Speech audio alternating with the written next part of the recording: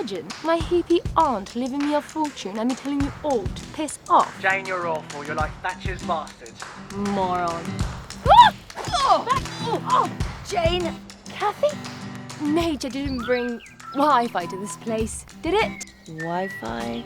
I never heard of that plant. Me tienen que disculpar, pero he tenido que venir a España a cerrar de urgencia un negocio que va a resultar muy lucrativo para ustedes.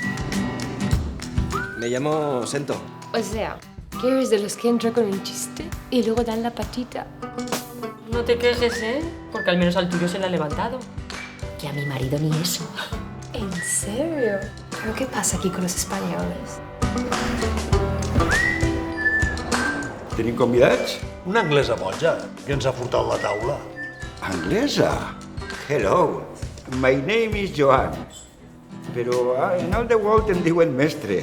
La casa debe valer unos 200.000 euros. Vendemos, repartimos y tan contentas.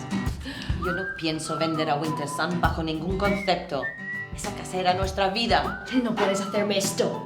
No puede, ¿verdad?